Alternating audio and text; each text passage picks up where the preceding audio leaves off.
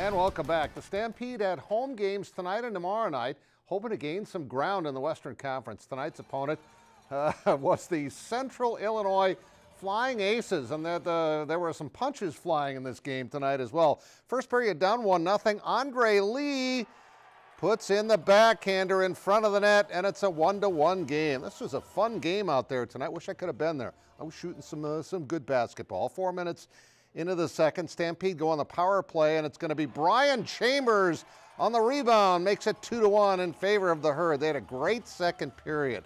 3 minutes later on the power play, terrific passing, and Artem Ivanyazenkov is going to score his 17th goal of the year. That makes it 3-1. He's been terrific. And 3 minutes later, some puck luck for Anthony Romano. Takes the bounce off the board, banks it in off the goalie, makes it 4-2 after 2, and they go on to win 6-4. So they are now 23-10-4, and as of right now, I believe they're tied for third place in the West. And keep in mind, they've got a game in hand at this point.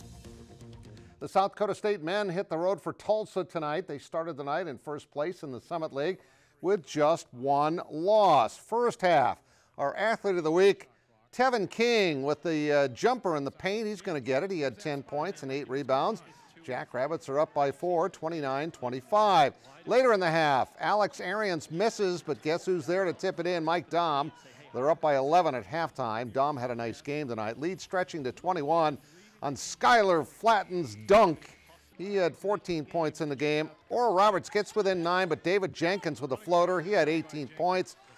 Dom had 23 points and 9 rebounds. Final minute, this would kind of ice it. Flatten with a dagger 3. Your final 86-80 in favor of State. Big win for them. The women also started the night with just one loss in the Summit League, just like USD, tied for first. They were in Denver, where the Coyotes lost 104-99. This game wasn't quite that wild. Madison Giebert with a pop in the transition. She had 13 points. A few minutes later, nobody guards Tag and Larson. She says fine, sneaks it in, stayed up 13. Final seconds of the quarter, Maya Selland had a great game. The up fake, she gets 2 in the foul, had 21 points. They're up 63-50 after 3. And Macy Miller goes in for the hoop and the harm. She had 14 points. And the Jacks are going to win this one 83-67. Your final, they improve to 16-6, 8-1 in the conference. So they got a half-game lead over USD. Selland led the way with 21 points. And on the men's side, Dom led with 23. They're 8-1 in the conference as well, 18-6 overall. The South Dakota State Wrestlers hit the mats at Frost Arena tonight. Busy night in all kinds of sports. They were taking on Utah Valley, and Henry Pohlmeyer with a takedown at 149. He's going to win this one handily. A tech fall. He wins it 18-0. Then at 157, Colton Carlson's way ahead. Go ahead and pin him. Colton, get him. Get those shoulders down. Boom. He gets the pin. I love it. I just love to slap my hand. Boom, the pin for Colton Carlson. And then Zach Carlson at 184 with a takedown. 17-1, he wins with a tech foul. And the Jacks dominate this. Your final 26-16. On to basketball in the games I shot. The top-ranked Lincoln boys basketball team played tonight instead of Tuesday when it was dangerously cold.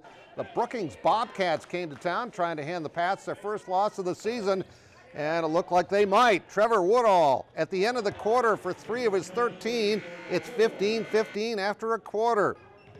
Jared Jarrells knocks this ball loose, gets a return pass and goes in and scores, but this game was tight throughout. Second quarter, Drew Cole, 3 of his 22 for the Bobcats, who take the lead. But watch Tyler Hyatt.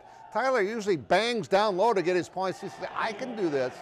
Look at the smile. He had 3. The big smile, and Jarrells with the biggest smile. He led the way with 27 points.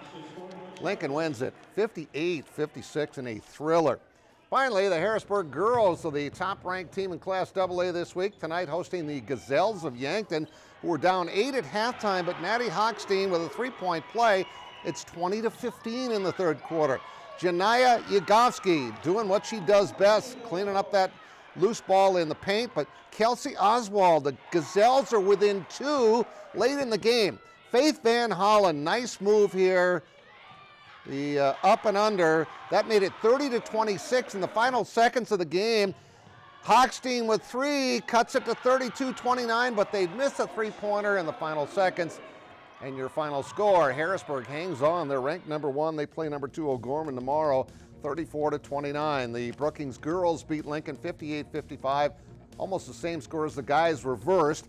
Washington over Pierre, 48-29. Sioux Falls Christian, these are girls scores, 51-36. AC/DC over Wagner. Clark Willow Lake over Dual. It was Viborg Hurley beating Baltic tonight. Ipswich over Miller. Parker beats Canastota.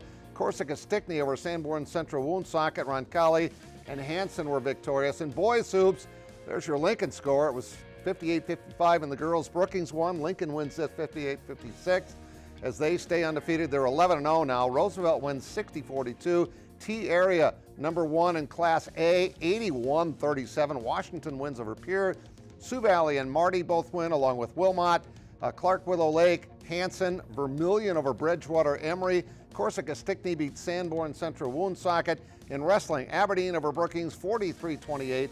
And in college wrestling, again, there's your state score with Carlson on the pin. Concordia beat Northwestern 28-10. And I'll have lots more scores for you up on our website after the show. I'm done. We'll be back in a few minutes.